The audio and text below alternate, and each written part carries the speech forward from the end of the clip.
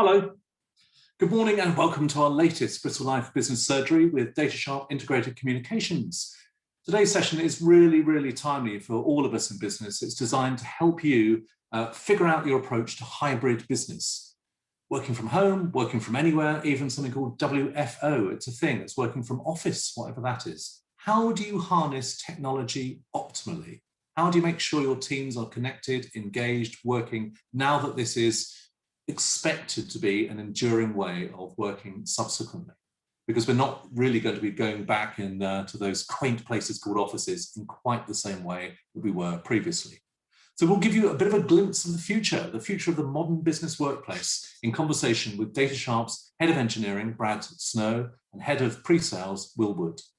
So yeah, we'll be discussing how hybrid working from home, working from the office will actually work and how companies might prepare. What tech and particularly telecoms challenges the businesses and individuals face now that, yes, this is designed to be semi-permanent insofar as anything can be permanent these days. So what has it been like for teams and managers? And how will that sort of business as well as social cohesion work? What is the role of technology in that? And yes, related to that, how tech can play a part in your team's well-being, vital. Pretty much all of us every day as business owners have something new to ponder or contend with in this new world. Our old apparent certainties are long gone, and now it's time to real-time interpretations to figure out what our customers, clients, and teams want. So please do use this session to ask questions. Use that Q&A button at the bottom. You can ask them anonymously if you wish, but name yourself preferably, and we'll put those to our dynamic duo shortly. And of course, if you'd like to talk with Datasharp subsequently, about any aspect of comms, hybrid working, workplace management, resource scheduling, video conferencing, a whole lot. Security for remote working, that latter point is a really interesting one. Password management, I mean, just every aspect. They've set up this thing called a discovery call, which basically means you can talk to them and see if there's something that they might be able to do. We'll put details on the email subsequent to this session, and we'll also post it in our YouTube intro. Anyway, yeah, and talking of which, by the way, of course, this is recorded and will be on our Bristol Life YouTube channel later this afternoon. As ever, a few updates from us. We have another business surgery next week, 21st. This session is sort of property all-stars team. It's very much led by Close Brothers, Property Finance, covering all aspects of property, valuations to deal financing, the prospects of Bristol, Bristol's sort of strategic destiny will be touched on as well, from both a residential and commercial point of view. As well as Close Brothers, look at this for a lineup. It's got MDA Consulting, HBF, JLL, and Juniper Homes. That's terrific, and there'll be lots of great insights at that session. These business surgeries, like today's, are bespoke deep dive sessions. We work with companies to showcase their expertise through discussion. Please talk to us about how you might be involved. Frankly, we can all do with advice, and these business surgeries will, of course, be continuing as virtual in the future. We know there's value being generated, leads being generated, and business being done directly as a result of the surgeries. And yeah, they'll be on the Bristol Life YouTube channel. What else we got? We've got Crumbs Takeaway. This is our virtual conference for the hospitality sector this Monday, April 19th from 10 a.m. It's part of our award-winning Crumbs brand. And it's shaping up really well with some excellent participants lined up. Keynotes, panel sessions, practical insights, and some truly heartwarming tales of the good that people do, how hospitality businesses have responded to support others during the pandemic. Please join us Monday. It's free, of course, and it's trying to play our part in helping support the hospitality sector as it comes back to full trading and picking up some top tips about what others are doing. Bristol Life Awards, nominations are closing very shortly, April 22nd, so please look lively. Please don't do what I'm afraid I often do. Please don't leave it to the last minute. All manner of bad things, whatever that means, may prevent submission if you do. Nominate for your teams, nominate for your business, but also nominate for you as business owners, having been through this year. It's free, and there's great profile for our finalists, of course, let alone the winners. By the way, we're running a new event, which is the new Grand Reveal Day on April 28th at midday. All the finalists revealed this time live for each category and on social media on the award site. More drama. The Grand Reveal is sponsored by Bristol Sport, and our thanks to them. We think it's it's another way of celebrating the great businesses in Bristol. So if you wish to be a finalist, please make sure you nominate. It will be whittled down. That is a reduced list. We've had several hundred applied over the years, and at the moment the number of nominations is tracking a little bit ahead the equivalent stage previous times. Sod the pandemic, people want to just talk about the great successes in relative terms they've had during this time.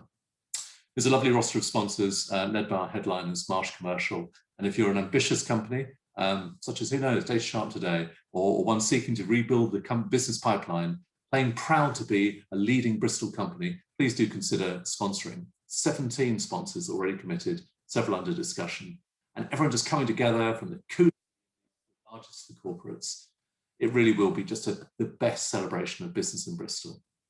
Later in the year, 12th of November, Bristol Property Awards will be back. It's a great sector. It's probably the most networked and connected sector. And so in these times, has of course had it's been difficult to generate the new business contacts and leads. And the Property Awards will be one measure of doing that. And yeah, there's some sponsorships available. Right, different thing. We've been struck, of course, like everyone, about the sheer strength of entrepreneurs in the Bristol area, in tech, but in other sectors. And so we're very proud to announce we've launched EntreConf, which is a conference for entrepreneurs. Entrepreneurs have new ways of looking at the world, new business models, new services, new products, jobs, etc., new opportunities for advisors, investors, financial companies, lawyers, academic institutions, marketing agencies, and so many more. The Entrepreneurs Conference, the tag is very much "the future is unwritten." We hope it's a sort of beguiling line that entrepreneurs create new worlds. And we hope it'll be a compelling conference. Virtual this year on July 1st, real life dinner in the autumn, full-blown conference in 2022. It's pitched at startups and scale-ups. Who knows, some may even be the future corns, the big breakout value players in the years to come. It'll give profound insight, valuable inspiration. We hope it'll catalyze partnerships. It'll connect all aspects of the value chain, celebrating the special contribution of entrepreneurs. And we're thrilled with the response so far from the handful of briefings we've had. It's quite clear that entrepreneurs generate excitement as well as opportunity, which is lovely.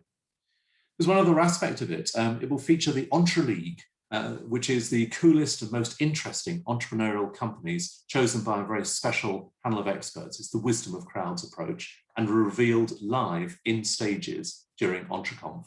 The site is now live, entreconf.com. Perhaps take a look if you're interested in the entrepreneurial space. Talk to us about being involved, perhaps as speakers, or maybe as sponsors, because yes, the future is unwritten. Last up for this part is Bristol Life. Look out for our 300th issue at the end of May. Couple of things here. This will be a really high-profile issue with several additional gorgeous features. And there's been great response already, and it's just bound to be our biggest issue since 2019. We'll be unveiling plans for our first in real life Bristol Life event at that grand reveal for the awards on April 28th, and be finding a way of thanking our advertisers for their support. We'll be thanking our advertisers and all our marketing about that as well. More generally, it's just great to see the momentum building, stuff opening up, and the world starting over again. Right, talking of starting over, let's introduce or bring in our speakers. So Will Wood, Head of Pre-Sales. You've been with Datasharp for over 19 years, an habitué of Sharp. And you say your aim is always to stay at the cutting edge of technology. It's a tough, interesting, fascinating place to be, I'm sure, to understand its mechanics and to provide effective solutions. And then Brad, Head of Engineering for Datasharp. Similarly, not quite similar, but lengthy time, over 10 years, helping IT leaders, business owners achieve robust, reliable communication solutions. Tech expert, with a wide variety of experience, multiple sectors, as they both have. So yeah, we'll be talking a little bit about lessons from lockdown, but particularly the distributed work challenges and how tech can be used optimally. So, and I will just flag again, by all means follow up, but include it in the chat if you want, ask questions and so on, but follow up subsequently if you want one of those discovery sessions with them. So for you two, how have you both been? What's new for Datasharp? And you've had, I gather, 5 new people join, which sounds promising. Yeah, it's been a busy time. It's the last year has been really interesting. I mean, you point out that my tenure in the business has been fairly long, right? So trying to stay at the cutting edge of technology is difficult at the best of times, but it does keep it interesting, right? Our industry evolves pretty quick. The comms world is forever changing, and nothing brought that into sharper focus than COVID and everything that lockdown then enforced about how people continue to work. So yes, it's been a really, really busy time for us, to be honest with you. And yeah, as you mentioned, we're on a sort of fairly hefty, growth path at the moment, which is great to see it. Great to see it happening. Yeah, I'm sure it is, and particularly for those 5 finding new positions. What sort of roles? Is it sort of engineers, techs? Is that the mixture, actually across the board. So the sales team is a touchdown at the moment. So we've got a lot of focus on trying to grow that at the moment. But we've doubled our marketing team. We've increased admin, new engineers. So there's quite a lot of it's all angles of the business, and that is the plan for the coming years, to continue to do that. And I guess for both of you, you've been continuously in real time, moving from theory to practice of continually trying to interpret tech opportunities, but also trying to help companies resource themselves. Now that we've all got some better sense of what works, what doesn't. So what's been new? What have been amongst the new pieces of technology or new approaches which you've brought to bear with clients? Do you want that, Brad? Yeah, I think the new bits really come around, the work from home aspect. So that there's been the need for the businesses to spend money that they normally would on headquarters or single premise, to arming users at home with the right bits of tech. And that's a variety of different things, just simply around headsets, webcams, or slightly sort of that. The huddle space video system that would have been in a small office or a small meeting room. Some people are using them at home now for that better experience because they're doing lots of video calls.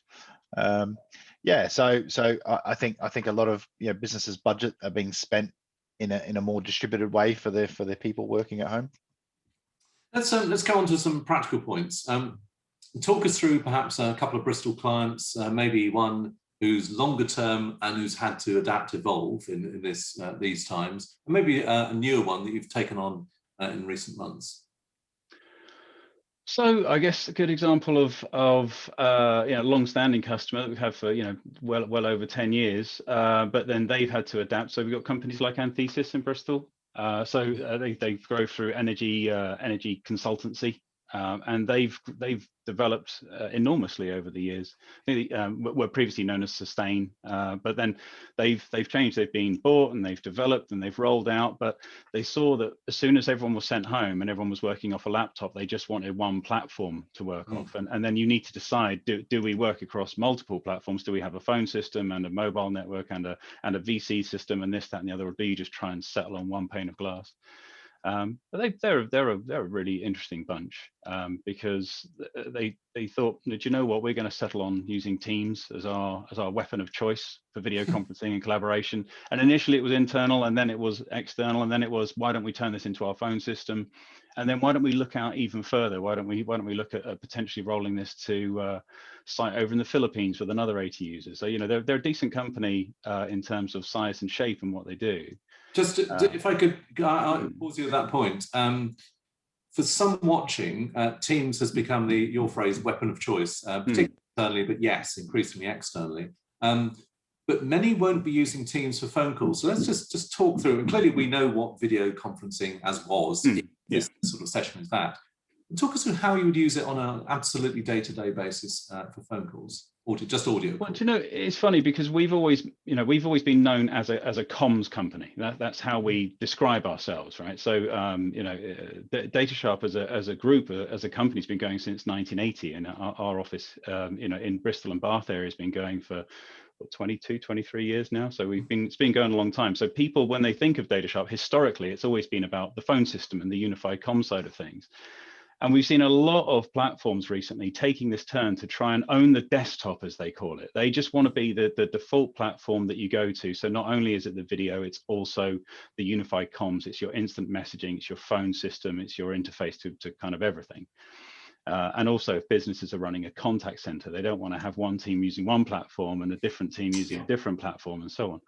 But yeah, so taking Teams as a good example, you can simply turn on the phone system feature. You can add the phone system license, or business voice as it's known in one bracket and phone system as it's known in a higher bracket, because Microsoft have different tiering.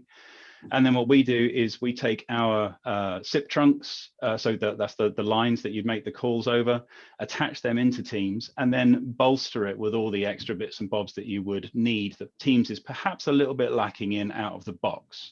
Could you just perhaps give a couple of examples of that? What additional elements are you bringing to bear? So natively, Teams doesn't do call recording, for example, on a blanket basis. And if you're a company that has regulatory compliance and you have to record your calls because you're a law firm, you're a financial advisor, you're whatever it happens to be, or indeed you just take credit card details over the phone, but you need to record your calls, you need PCI compliance. So things like bolting on compliant-based call recording, adding on contact center. Teams has some call reporting built into it, but anyone that dives in quite deep will discover that it's a bit lacking. So again, it's adding on those pieces. And as Brad and I always throw around, it's about understanding what the customer wants to achieve and then recommending the build that goes with it, as opposed to trying to just square pegging around hole. Well, let's give a real life hypothesis, if that's not a contradiction in terms. Yeah, go for it. Imagine there's a company, 30 to 50 people who will have distributed working and a maximum of, say, half of those in the office at any one time. When they're in the office, they're using or have been using the typical phone system, and it's all paid for and monitored and whatever it is and so on. But at home, it's mobiles. How do you make that work in a way that works both for the company, for external clients, but also from that charging point of view as well? Yeah, so the fact that you can just roll it out, the fact that it's a cloud-based platform now gets rid of that barrier of, are you in the office or are you at home using your mobile? Especially, and I think historically, manufacturers of phone systems have been guilty of releasing a mobile phone app that's perhaps not very good. It's okay, it sort of works, but perhaps isn't as reliable as it could be. And if you're using the app, then is it recorded? Is it not? Are those calls actually routing through the office? Can a supervisor monitor that call if you're, say, a remote agent worker and so on? So yeah, that tends to be how you do it now, is you choose your platform. And we got 7 different platforms in one way or another, depending on how you look at it, because sometimes people come to us and say, we've already invested, or we're going down this road really heavily, but can you come and do your piece? Because we want the advice, we want the extension to the business, essentially, for you to be the comms partner and advise around attaching call recording, attaching the trunks. And Zoom is a prime example of that, where it's a video platform, but it has phone system capability built in. But then, do you still need the lines, the calls, and the bolt-ons around it, as well as the video conferencing piece? I think I was just going to add to that, there's Teams, I think it's had a 900% growth through the last 12 months. It's been ridiculous, and part of the success for them on that is that it's been a tool that Microsoft, Will touched on claiming the desktop. It's kind of there already, so people have started using it, and the working from home piece has forced people to adopt technology quickly, and then it's there all of a sudden. So it seems a logical place to add these extra functions in. So I think that's part of the success that they've had of that, is it's there and people are used to using it already. It's also it's called direct routing, where we connect the customer's trunks into Teams, and it's almost sort of bring your own trunks. So where we've had global customers, they're able to bring trunks in from another country, and we can add it in and manage them for them. So it's helped with that. You'll have to bear with me that much of this is sort of going over my head, the idea of sort of bring your own trunks. I barely understand what that might mean, but let's talk about from a practical point of view. If you've got an office in the centre of Bristol with, as I say, an existing or pre-existing telephony system, how do you get from there to there? What would a company have to do? What would be your diagnosis? What might be the time or cost of doing that? So I think definitely the first step is understand their unique requirements, because everybody's a bit different. One size definitely doesn't fit all in our industry, and everyone's unique, particularly from a security perspective. And again, just if I can just take a little step back, is that we have to consider not just, it's not the phones on the desks. In fact, if anything, everyone's taken all the phones off their desks now. We've seen an enormous withdrawal of that, and everyone's just gone soft phone only because they're used to it now. But sorry, soft phone only. What a soft? So by that I mean, at the moment we're speaking over Zoom.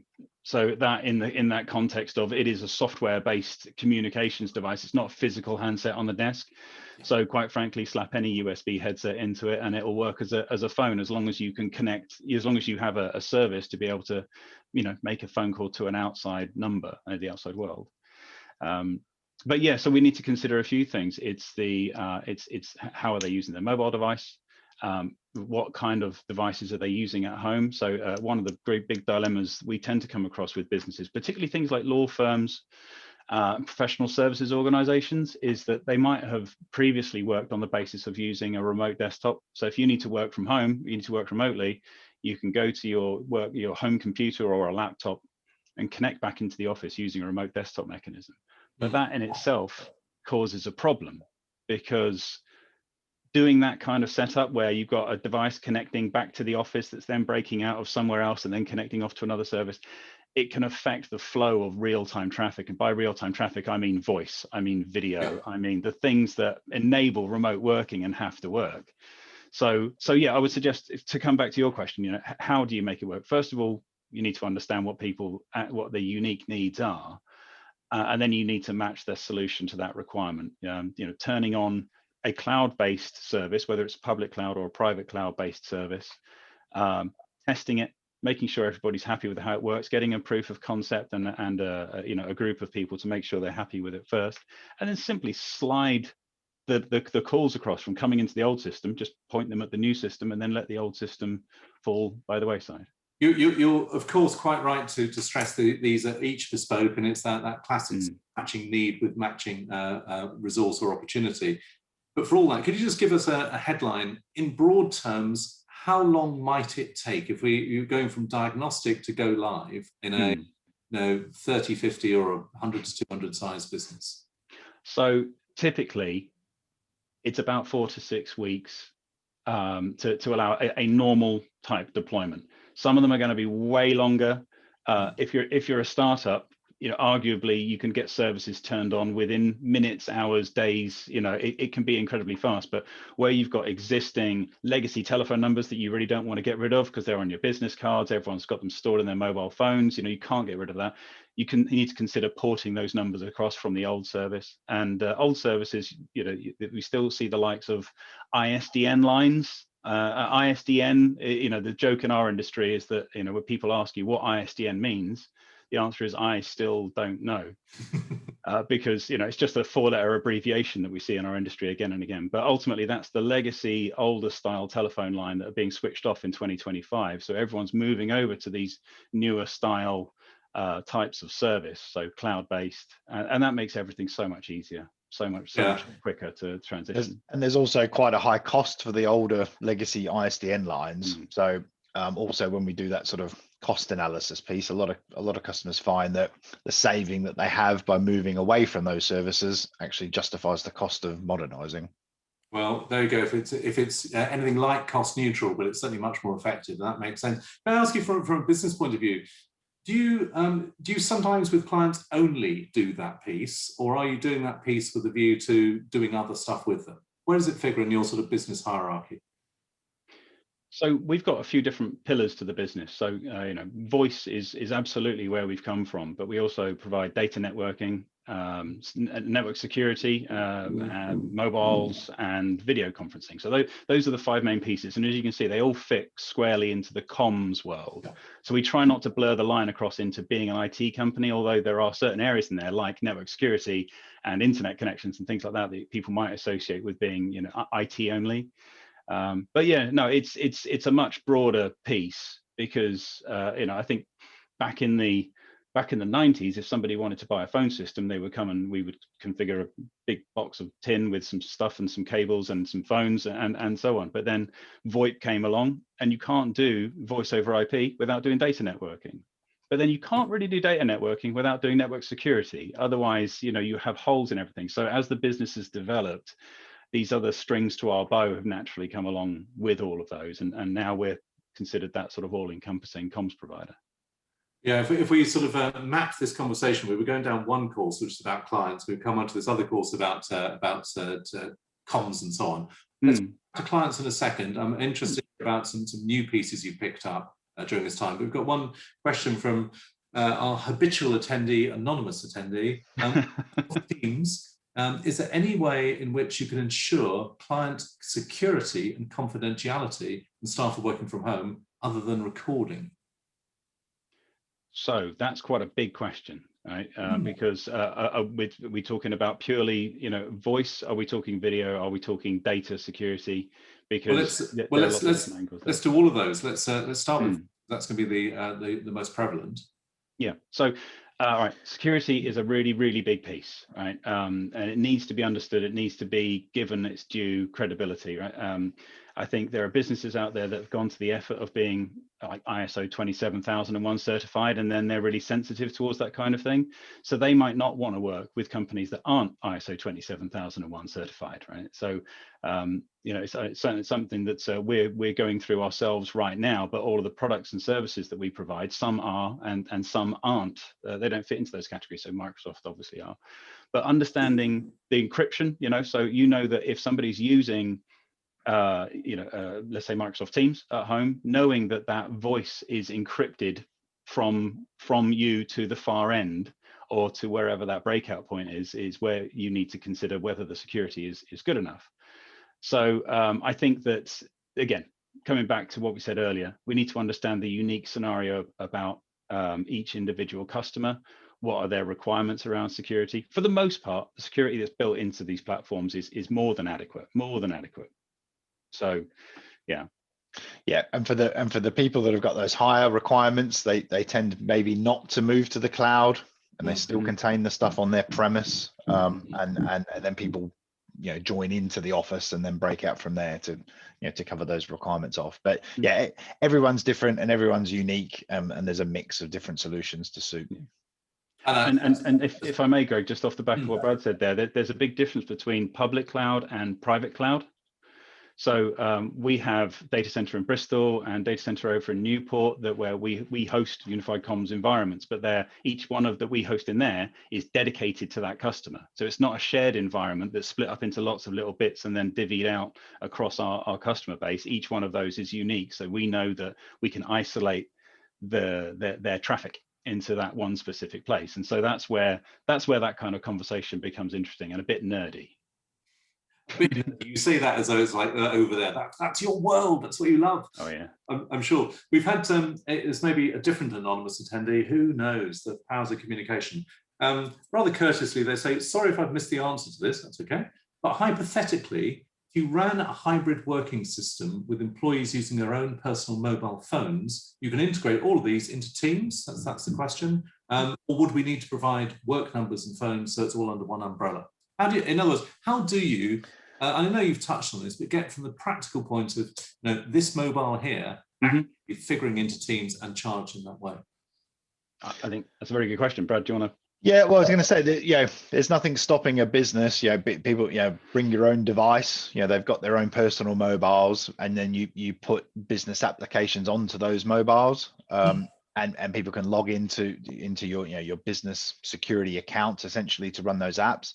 The challenges you've got, and we always come back from a quality point of view, is if someone's on a personal device and they're on their home internet connection, and because Teams on a mobile doesn't actually connect to the outside world using the mobile network, which is quite reliable, it's using Wi-Fi, so it's only as good as that connection is. And if that connection's great, they'll have a great experience. But if it's not, they're not going to have a good as experience as they would potentially doing. It drops frustratingly at times. Yeah. A slightly different point. related to this, what about inbound calls? So, you know, the days of it being, you know, one number you dial to, listen for many options and go out again. If you've got salespeople in remote places, how do they get those inbound calls? So in the same way as if those people were sat in the office, they just so happens that the device or the soft phone or the physical phone that they're using happens to be in their home. And literally it can be a mobile client, it could be on their PC or Mac, or it could be you know, a physical device. The point is that the call hits the phone system wherever that's located, either in their office or in our data center or up somewhere else in the cloud. And it will ring that group of people in the same way as it would in the office. So it might be distributed, so it rings everyone at the same time, or it might be like a round robin, or it might be more of a linear approach where it just works its way through a list of who does it ring and what. But those criteria haven't really changed. The only thing that's changed is where those people are sat, and so that's not a problem. Just to come back to that previous question quickly there, Greg, about how would you make it work for an existing workforce that are maybe using their own phones? So that's where the use of things like a mobile device management or MDM platform would come in very handy, and there are lots of them out there, like Mobile Iron and SOTI and Mass 360 and all these different, you know, brands out there. But the idea is that they can containerize an existing mobile phone, so virtual containerization inside that phone. So any work applications are kept separate, right, and are encrypted. And if they then leave the company, all the business need do is say, turn off the business stuff on that phone, and remotely it will wipe all of the business data on that device, but leave the personal device exactly as it was before.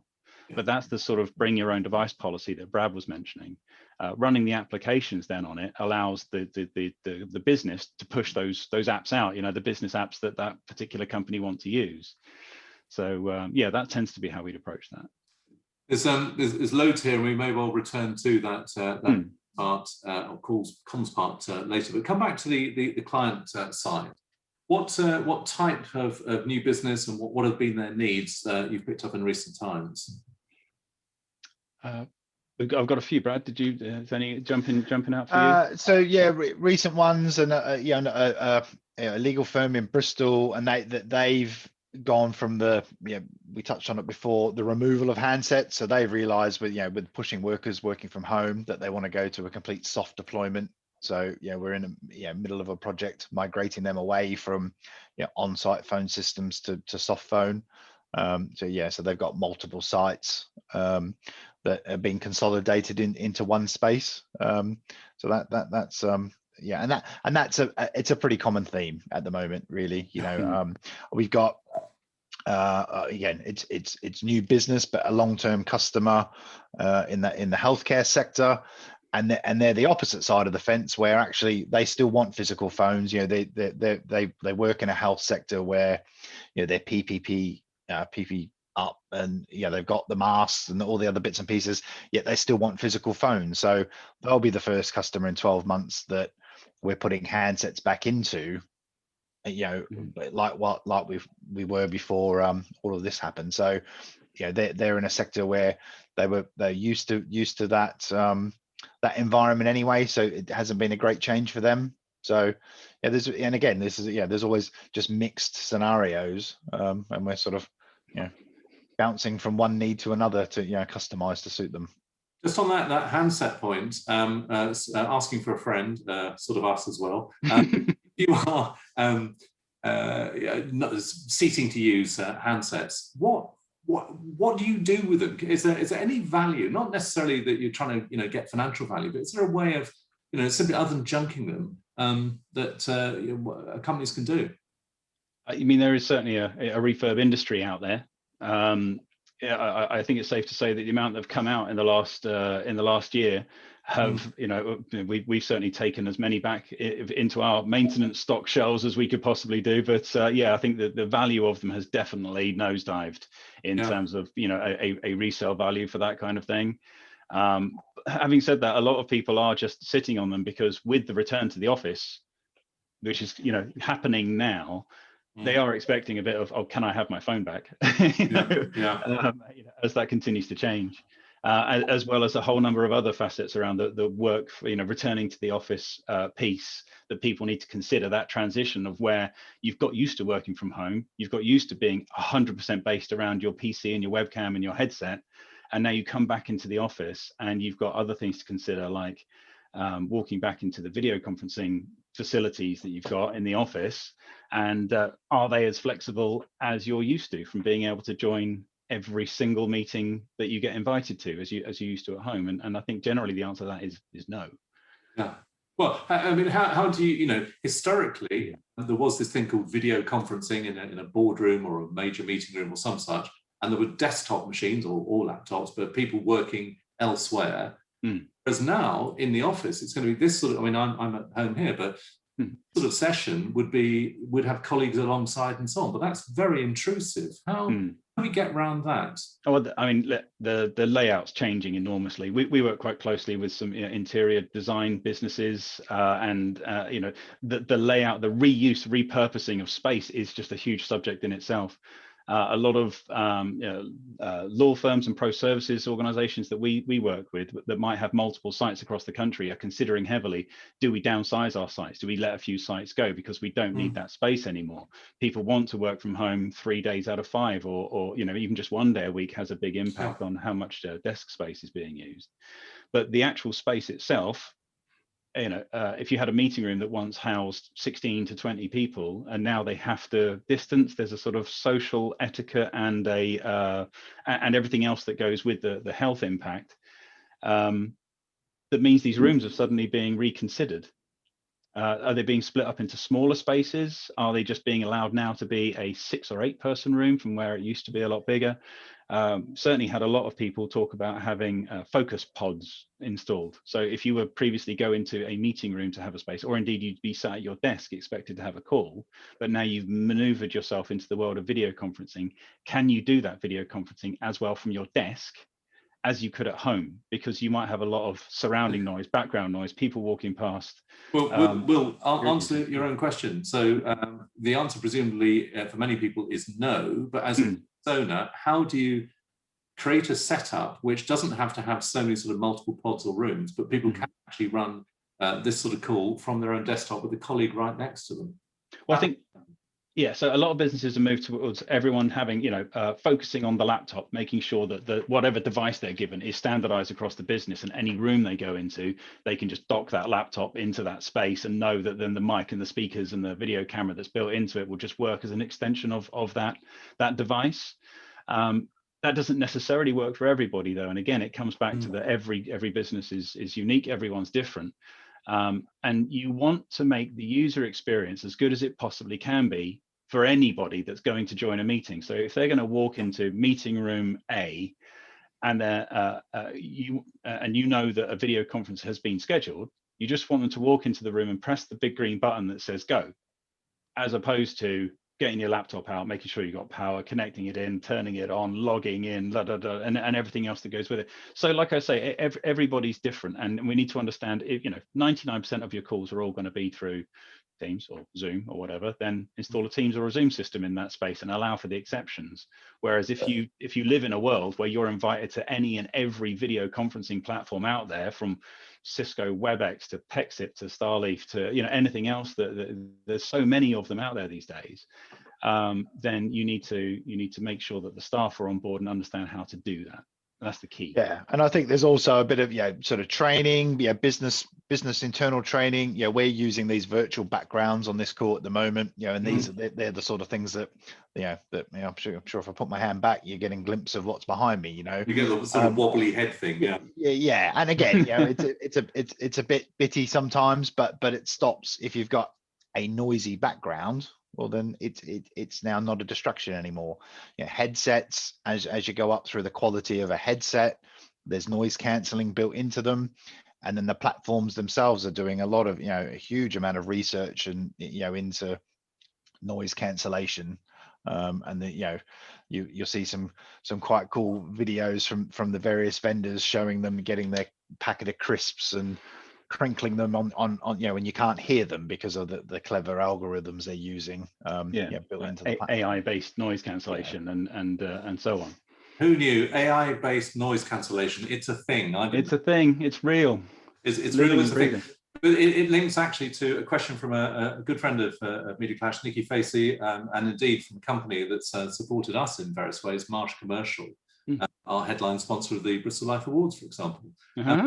She asks, are there any future trends, and this is a really open question to you, any future trends that you anticipate might be disruptive for certain industries, and how is Datasharp preparing / responding to those? Technology always disrupts, it provides opportunity, it changes things. What's on the near-term horizon?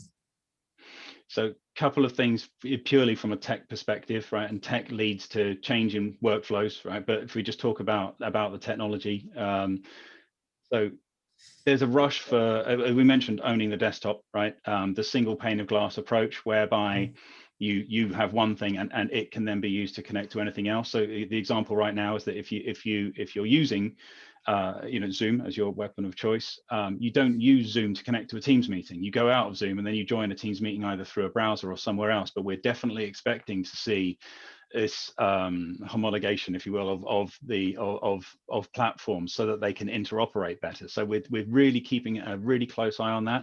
And certain players in the industry are more, they're a bit further ahead of the curve than others in that space.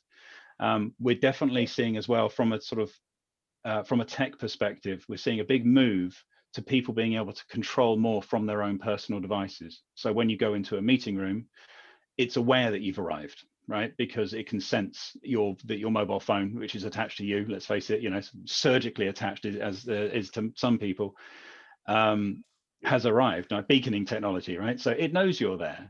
And then if you then, rather than touching a common device, which might have hygiene concerns in this modern time in which we live, actually it's fine. Your phone is paired with it. It's aware of the scenario, of the surroundings. So control everything from your device, right? Start the call, end the call, control it, add, move. And I think the screens on these things are just getting, well, you can't see it out there, is it?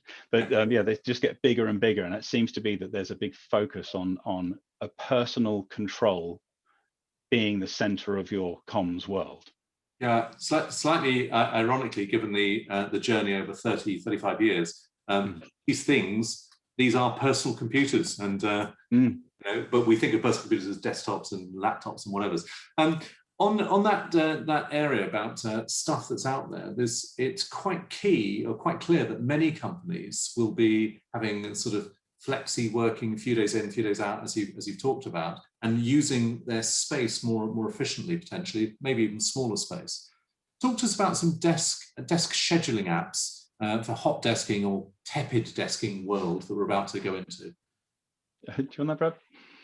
Yeah, so there's a variety of different vendors out there, of which for us, again, the legal sector has been I guess an early adopter of doing that a lot, because there's a high number of people and they've got planning considerations in their space. So there's little, again, using that sort of beacon type technology, little devices that sit on the desk that you kind of, before you go to the office, you check availability using like an interactive map. You book your location and you can see other team members that might be in a space, so you can see them and collaborate and get a bit of that personal interaction back. You book your desk, you go in, you use your phone, you swipe it over a little sensor on the desk, and you've arrived. And what that enables businesses to do, is pre-plan for capacity and then for cleaning, because then there's this, if they're going to use a hot desk space, someone's going to be there for a few days, they don't need to clean it, but if they're leaving, then there's got to be a sort of a buffer time that they book, that someone can come in and clean that space down, ready for the next person to use it. So and those systems work around desks, parking spaces, and meeting rooms. So it's sort of one platform to manage those common spaces. Yeah, and most companies are figuring out that exact approach about how to integrate those in a way which, to your phrase about pane of glass, it's a sort of the invisibility of tech. If tech sort of disappears, it sort of served its purpose almost, like Kaiser say or whatever. I actually had one of those. I've just plugged it in. But the idea is that you have something like this that sits on the desk, right. and then you can either tap your phone or your ID card. When you've arrived. So if the desk is booked, people can see from the light and what have you that actually, if is the space available, has it been booked, have I arrived, have I gone, and then that way it allows the business to understand the metrics of desk utilization and room utilization. Then it's the same platform. If I'm traveling into the office, is there space for me, especially if a business has downsized its office bums on seats estate. Clearly, in all our worlds, technology continues to rise, and it's been accelerated during this time. Technology is front and center for many businesses, even if they're not tech businesses. Mm. If you take a stand back view about technology, that on the whole, and there's I think it's the bell curve approach, which is that if tech development goes from exponential change, but then to incremental, it's smaller marginal gains. Mm-hmm. Is that a challenge for generating business? Or maybe there's always enough new technology out there that's going to, or that which is exponentially different for you?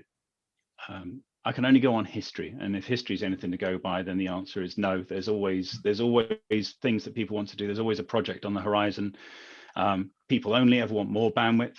People only ever want the security to get better. They have to adapt to modern threats. And certainly over the last year, it's hugely accelerated the push out of cloud platforms. Interestingly, though, we have seen some people jump on the cloud bandwagon and jump straight back off it again. Why? Because they've exposed concerns that they didn't see. They listened to the marketing patter around why you would do something, but didn't necessarily foresee some of the shortcomings that it might otherwise have.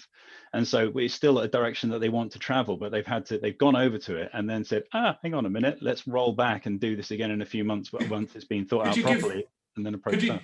Sorry, could you give some examples of why that thinking is there? We can see, directionally, the trend has been towards cloud. It makes sense. It's the physical service for some businesses is sort of inimical to a sense of being the modernity and so on. But why would you advise companies to stick with physical servers in some cases? So not necessarily physical servers. Okay. What I mean, I'm referring to the comms side of the business rather than the IT side, right? So, all right, let's, we've got multiple platforms that we work with here, including Mitel and Teams and so on.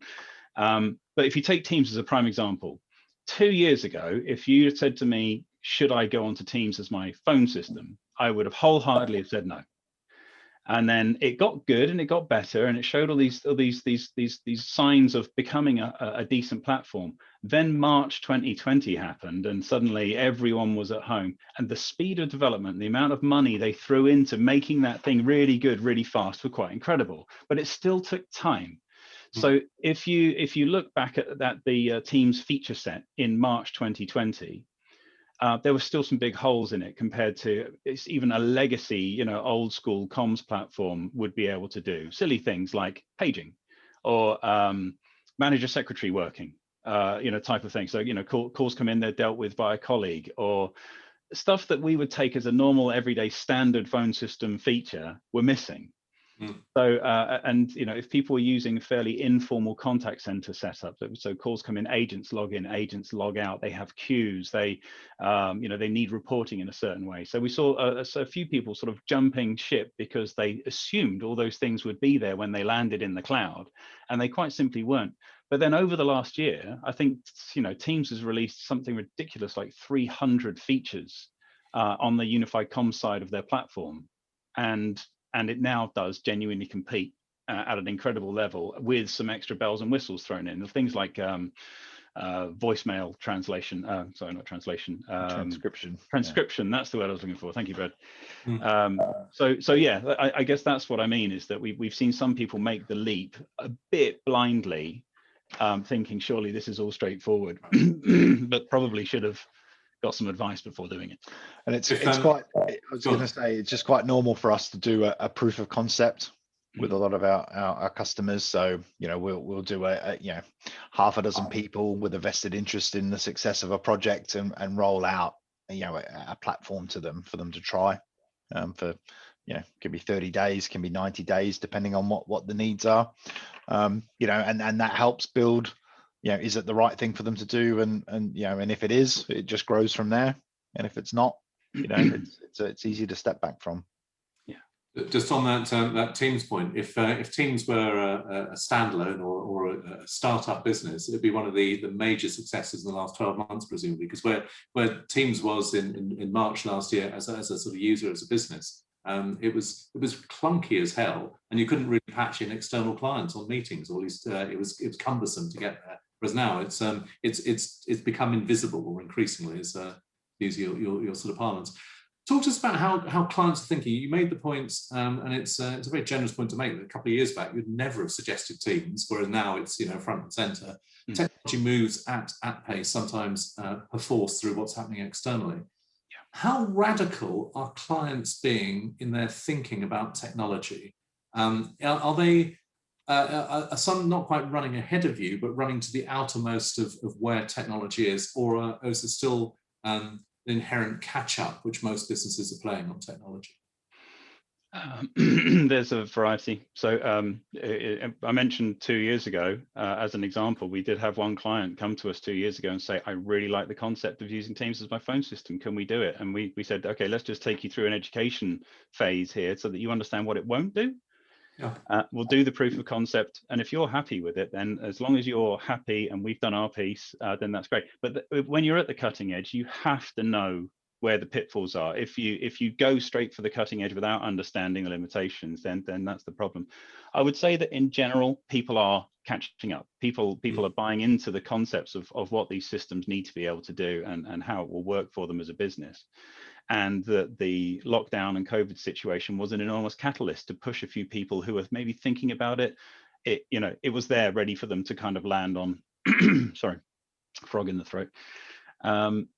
So yeah, in general, I would say that that most businesses know about it. They don't want to be the early adopters. They want to take the safe approach, and that perhaps they were already considering doing it anyway. And that by pushing them onto these kind of environments, it's been a big success, and it's been very well received by the users, all the staff across the business. And ultimately, that's the goal. The user experience and the feedback from the user estate back to the business will be the judgment of whether or not that project was a success. So here's a question from another one of our attendees, and you are absolutely not allowed to answer, it depends. No, it's my default position, Greg. It's, I have to. I know, but I'm going to mute you if you do that, Will. Anyway, which do you personally, we'll actually make it professionally, which do you professionally believe is the better system for businesses, Teams or Zoom? Teams. Why? It depends. No, not really. I think partly it's market share, and exposure, and Zoom are really up and coming. So Zoom are playing catch up in that space, from a phone point of view. So. And it's going to be down to, it's a bit like the Windows and the Mac conversation for businesses. Certain businesses in certain sectors have a preference for creativity and other things, and Zoom might fit that mold a little bit better. And then you'll have businesses that are squarely Microsoft houses, and used to working in that space, and that works for them. But certainly for us, the way we can connect your telephone lines into Teams is a much better fit than the way Zoom's model works. Well, there we are, Will. Brad has been definitive. How about you? I like them both. I'm sorry. I actually think they both have a really good place, and they both have their strengths, and you have to marry those strengths up against each company's individual need. As Brad said, if you are concerned from a security perspective, you definitely go Microsoft.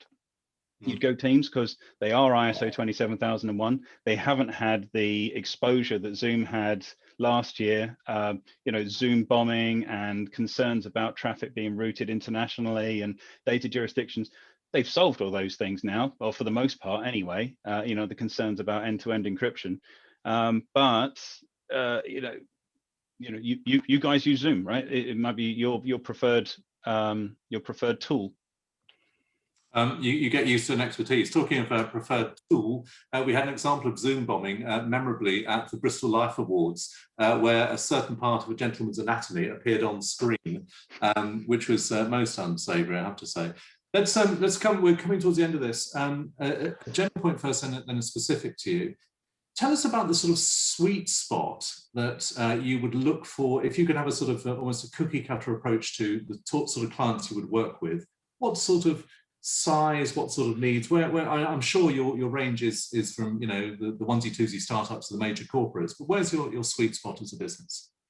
So we don't tend to do a lot with companies less than kind of 50 users, because below that we don't add a lot of value. Below that, really, you know, you go out to market, there is an awful lot out there for you that you can self-manage, self-install. But when you get up to a certain size, so we tend to work very well with companies, or 50 up into the low thousands. Our sweet spot is probably companies of, you know, 100 to 300 staff, generally multi-site, generally people that are big enough to have an IT team, but recognize that IT team, you know, whilst they could do anything, they can't do everything, and they see the value in having a good relationship with somebody like us, who's got a lot of exposure. We've already done the research. We know what's good. We know what's bad. We can recommend and deploy. So that tends to be the size and shape. As Brad mentioned, we've got quite a lot of history in pro services like legal, accounting, architects, but certainly across, you know, manufacturing. Don't tend to do an awful lot with education, local government. But you know, it's not exclusively excluding them from it. But yeah, certainly businesses of the kind of, you know, low hundreds tend to be our sweet spot. Right. I'm sort of guessing you don't have a sort of a threshold, however, because a number of the companies watching this will be below that level. But if they have a particular inquiry, they should talk to you and see what works. Because as with our entrepreneurs piece, EntreConf, smaller companies are tomorrow's much larger companies, of course. No, absolutely, and on a case by case basis, you know, if we are not the right fit, we'll be very open and honest, and I think that's really important. We don't want people to come on board with us, you know, and take on our strengths and our products if they're not the right thing. We'll just happily point them in the right direction and give a recommendation and hope to see them again, you know, in the future. But yeah, absolutely, we've got a lot of companies that are 20, 30, 40 users. We just don't have a lot below that. Right. Okay. Come back to that pro services piece, or specifically legal practices. You do have a particular strength there. Firstly, why? But secondly, how's it been dealing with that sector in what is, you know, often perceived as a fundamentally more traditional, even conservative sector? Well, they've been the ones forced to make some of the most radical changes. And I think they were also they're a really good bunch in terms of it's quite unique actually in the industry. I've never seen anything quite like it across other industries, where everyone in the IT fraternity of legal firms knows each other, and they all share knowledge and they all share interests. And so I guess the key for us, and reason why we've had growth, is that, you know, do a good job, you get recommended, and you get passed along. And so that's kind of naturally occurred over the years. But I think, yeah, they had to make some pretty bold decisions right at the outset of what are you going to do, how are you going to change, how are we going to adapt to this. And certainly over the last year, it's worked in our favor, because people had to make a decision. Great, what are we going to do? Who are we going to do it with? Great, we'll do it with Datasharp. And that's been great for us. Again, as a standback point, how do you, and I suspect it's not schematic, but how do you inculcate trust in clients who inevitably just don't get tech like you do, and sometimes, frankly, barely even understand the detail, let alone its overall importance? Well, I was going to say, I think detail, as you just said, is part of building that trust. So at the start, you know, the sort of the planning, the project management, you know, making sure we go through that detail so they understand. And again, what the positives are going to be, what the areas of concern that we've got to look at and make sure that they're covered off. And I think naturally that's where the trust is built. Yeah, trust happens naturally over time, as long as, you know, if you do what you say you're going to do, you deliver it properly, then it happens naturally, I think. What about the apprehension which the more cynical might have, that you would be recommending X system because that is your your own financial sweet spot, as opposed to being tech neutral or platform neutral and figuring out what works for clients? How do you respond to that thought? I think we don't do everything. So I think that what we're going to do is, based on our knowledge and our product sets that we have, we'll recommend what we have available. So yeah, no, I can understand, and the cynics among us would obviously say that, but I would say that it would be extremely short term of us to do it that way. Much rather, sorry, hang on. So if I just take a little step back, if we do a good job on one of the things that we do, whether it's a phone system or a VC or mobiles or whatever it happens to be, then that gives us the credibility to then do more with that business. And the more we can do of our services, the better value it all collectively becomes. So it's in our interest to make sure we do a really good job on everything. And I'm pleased to say customer attrition rate is extremely low. I think we're sub 1% per year, which in our industry is phenomenal. Oh, and that comes down to, I've only got Brad to thank for that, because Brad runs the support team, and any Tom, Dick or Harry can go and sell something to somebody, but what happens if it goes wrong? That's when you tend to get judged. How well do you deploy it? How well does the project go? And then what's the post-sales support piece like? What's the account management like, and so on? And that tends to be where the retention of business comes from. So key to the values of our business. Yeah, that sub 1% is immediately sounds deeply impressive, and it is. I suspect that you've found yourselves more immersed in companies' businesses during this pandemic, knowing far more about the business owners and leaders' fears, let alone their strategy and business. How has that changed your role, or even perhaps benefited your role? We've certainly heard a lot about the change in the social health aspect around businesses, and people have been liaising a lot with us about ideas and strategies around that. People are suffering terribly with things like it's quite often suffering in silence, but things like and it's kind of unfair to label it against the product, but Zoom fatigue is a thing, right? You're seeing companies like Citigroup implementing a no Zoom Friday policy, so that they can have an entire day where users are banned from video calls. They can go back to a traditional phone call, conference call, that's absolutely fine. But that we're definitely seeing that. And those conversations are coming to us.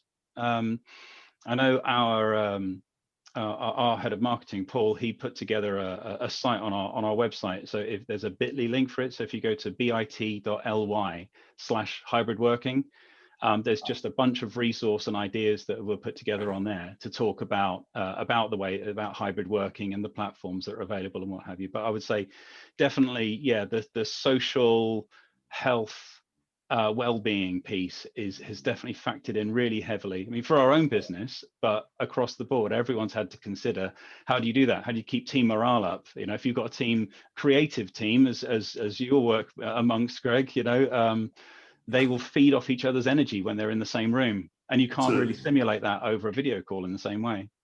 That no Zoom Friday is shades of the French government's decision in the early noughties to have no work emails after 6 o'clock. It's actually enshrined in law, and it's as though there sometimes needs to be an overcorrection, and then of course it modulates, and we'll all get used to, sometimes you have to have a big pull in one direction. Don't use Zoom. I want to come to a last question, which is useful and dangerous at the same time. It's the crystal ball question. If we were, or rather when we have a similar session in a year's time, on the anniversary of this cautious opening up, what might be different for your offer and how your clients are using tech? Brad?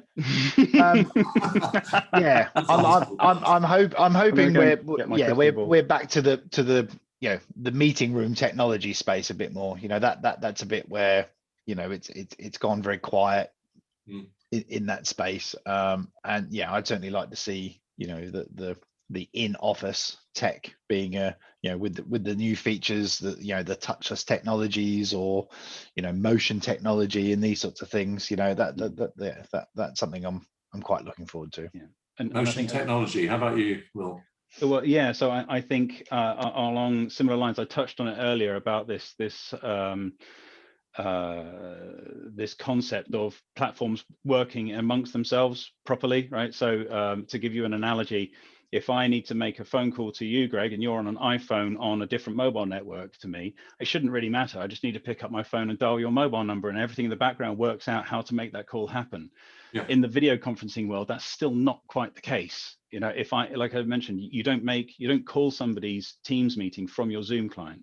You don't call into something else. So all those systems to come together to be able to have a proper cross-working is something that currently isn't there, or it's there in a very limited capacity, or there's a heavy workaround which messes with the user experience of the whole thing.